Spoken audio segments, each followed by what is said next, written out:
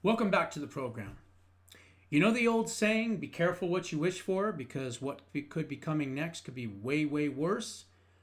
Well, Nancy Pelosi is finally gone. That's right, after all these years, what has she been in Congress? 357 years, whatever it's been. I mean, she's a relic. But she's gone. And people are excited about that. I'm not one of them. Do I like Nancy Pelosi? No, of course not. Do I want her to continue to serve? Well, after I tell you why, you might want to have her serve as well. Because what I'm about to tell you is that the person that is likely going to replace her would make Nancy Pelosi look like a rabid right-wing conservative in the mold of, I don't know, me, let's say, okay? Nancy Pelosi would be completely on the right compared to the psychotic freak that is likely going to take her spot. I don't know. Maybe Alexandra Pelosi, her daughter, is going to run, I heard, and maybe that person will win rather than this person. But let me tell you, this is insanity. And I actually covered this guy, I don't know, probably 4 or 5 years ago. He's a sick individual. He goes to these like gay parades dressed up in leather with weird things like, chains around his neck and being collared around. Like he's just a sick individual. His name is Scott Wiener. Right, I know. Wiener or Weiner, whatever.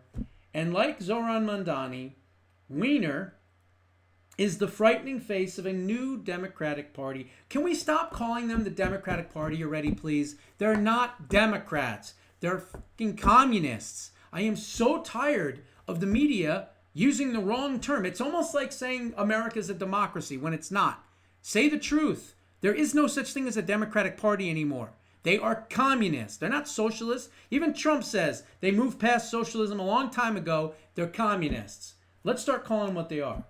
Is the frightening new face of the new communist party in which letting children get trans testicle surgeries and sexually mutilated is just the tip of the iceberg from letting the state take away your children because you won't call them by their pronouns and, quite frankly, trying to legalize pedophilia or at least decriminalize it, right? This is that sick MAPS movement that I've talked about probably 4 or 5 years ago. Minor attracted persons. See what they do, the left? It's, okay, you're gay, all right, fine, you're gay, whatever, right? Oh, now we have gay marriage, horrible decision. So now you have that, and then it's this, and then you have that, and then you have this affiliation and that identity, and now all of a sudden being gay is not extreme enough, so now you have to be trans and pretend that you're a man or pretend that you're a woman and cut your dick off and chop your tits off and all this other weird sick shit. Then that's not enough. That's not enough sickness. Now you got to go after animals. Now there's soft bestiality. Now there's even basically pedophilia, because a lot of these sick bastards in the new communist movement, they want to decriminalize pedophilia. They say that you should be able to kids and not be in trouble for it. That's not hyperbole. That's not opinion. That's not hearsay. That's fact. That's what they are all about, and it's so sick. Then it says, Wiener makes even the most radical member of Congress look like a moderate. No, I would actually say makes him look like a conservative, okay?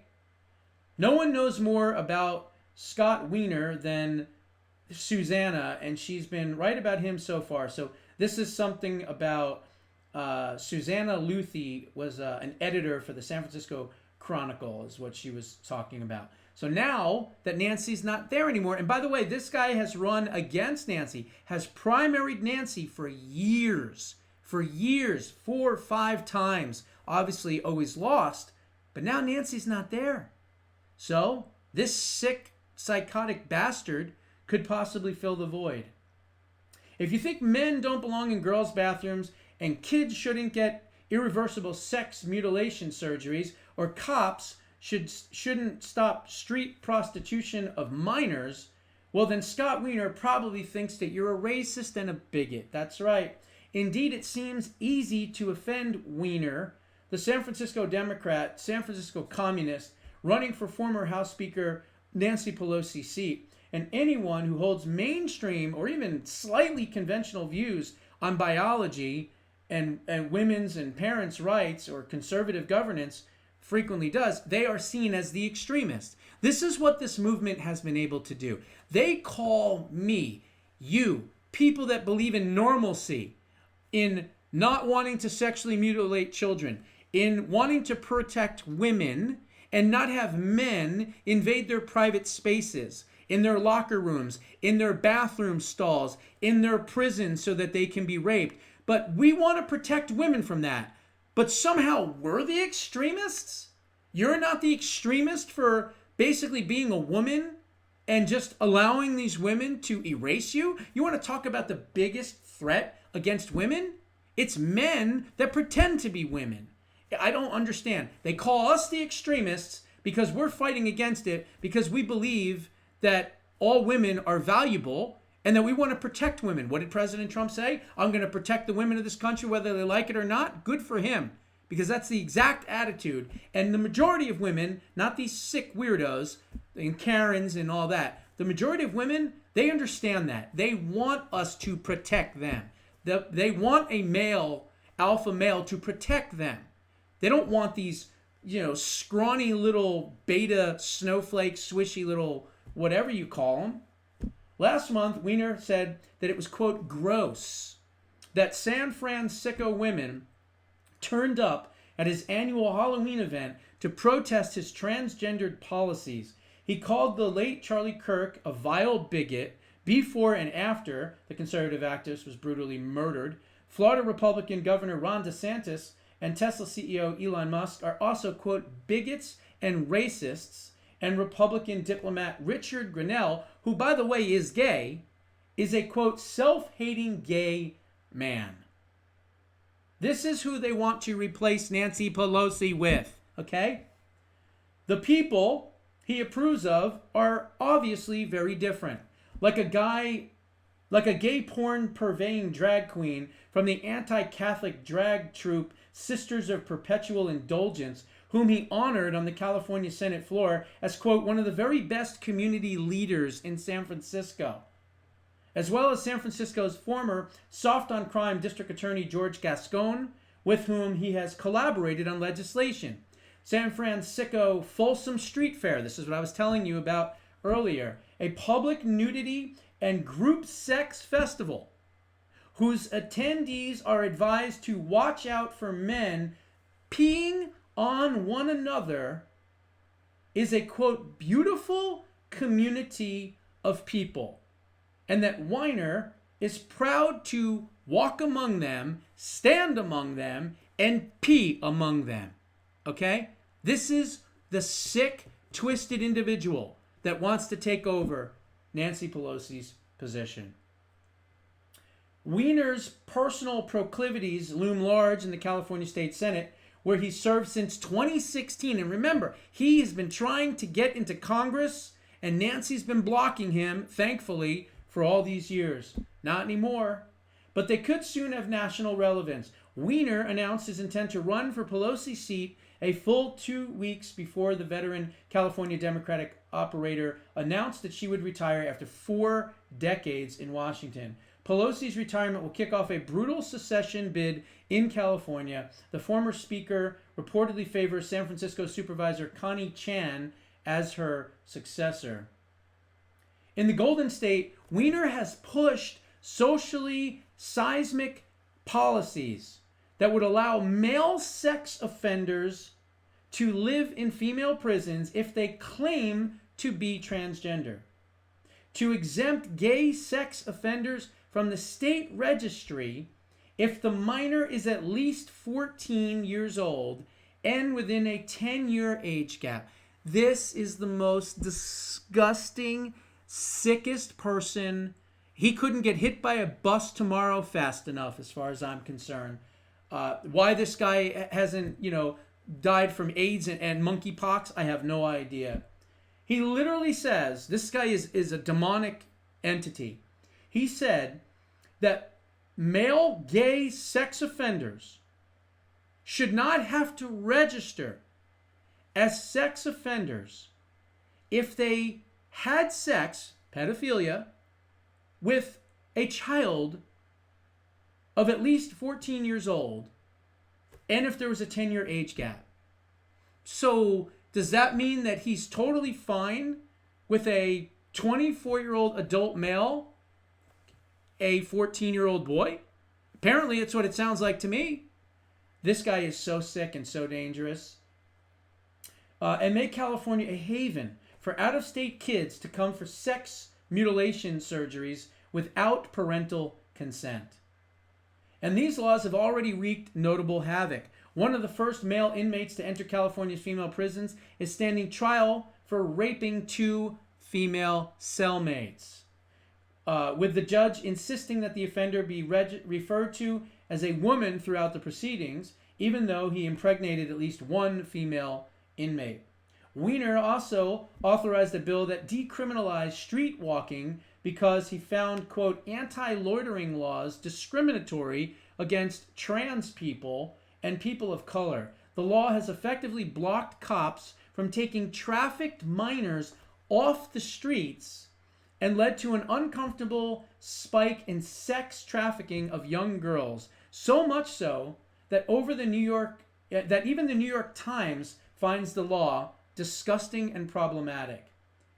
But Scott Weiner shows no signs of backing down. His critics say it's due to the personal nature of his policy stances, which make it impossible to get him to moderate his legislation. Since I've been going to Sacramento to his legislative hearings, I've seen him treat us pretty badly in public during sessions, says Julie Lane, co-founder of Women Are Real, a Bay Area feminist advocacy group that fights gender ideology. He'll have long discussions on his committees, and as soon as it's an issue we're involved with, he'll leave the room or get on his phone or say that we're anti-trans. He won't even listen to us. Weiner was born in Philadelphia and grew up in New Jersey. That's right, my old former stomping grounds. And I'm sure he's Jewish, too. Weiner, I'm sure he is. Where after graduating from Harvard Law School, he clerked for the state Supreme Court justice who wrote a 1975 landmark decision deeming that a trans-identifying man should be treated as a female in a marriage contract and could collect spousal support after their divorce. Then he moved to San Francisco in 1997, practicing in a now dissolved corporate law firm, and worked in the city's attorney's office before he was elected to the county board of supervisors. There, he, according to one conservative local, he was, quote, popular and moderate and even likable when he first started. What we learned over time is that career politicians start slipping further and further to the left year after year after year, and the further up the ladder they go, the more they go to the left, said Rich Greenberg, leader of the successful recall campaign of the city's former left-wing district attorney, Chesa Boudin. Greenberg added that many San Franciscans see Weiner as a carpetbagger who went to Sacramento as a state senator to force changes in the city that he couldn't make as a local lawmaker. What he supports is often not agreed upon by constituents here, and that's what gets locals so upset, he said. He's looked at as a bully, among other things. He has passed legislation that has stripped away the ability of cities to control different things. Weiner touts his past post on the National Board of Directors of the Human Rights Campaign. The Human Rights Campaign, I've said this before for years, they are the most radical organization out there. And what they do, or they did, and it's not working anymore, thankfully, because a lot of these corporate companies and CEOs have now gone away from all this trans bullshit.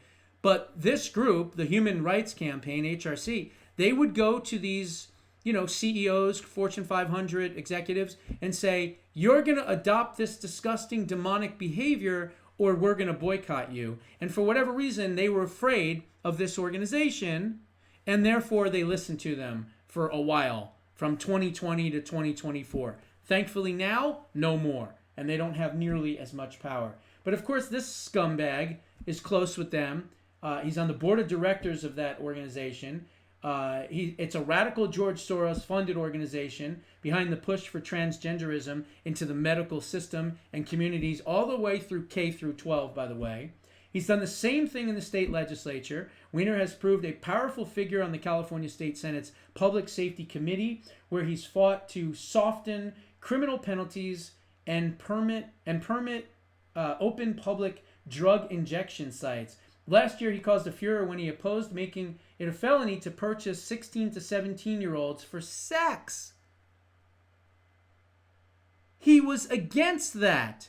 He was against the purchase, so trafficking, he was pro-trafficking, of 16 to 17-year-olds for sex, stating that, quote, sending an 18-year-old high school senior to state prison for offering his 17-year-old classmate $20 to fool around isn't smart criminal justice policy.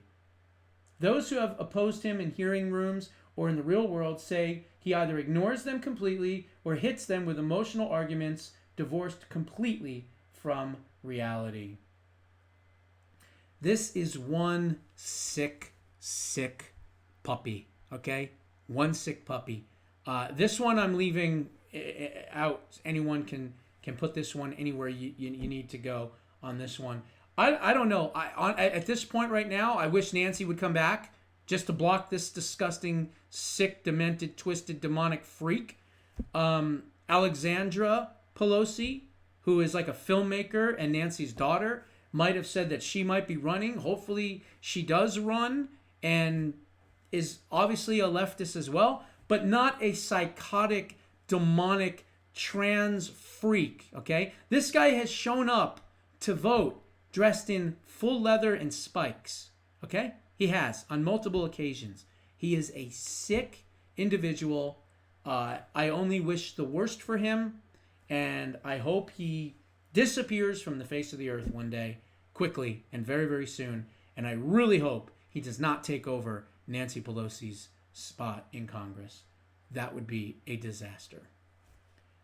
Those are my warnings. What are yours? Put them down in the comments below. We'll see you in the next one.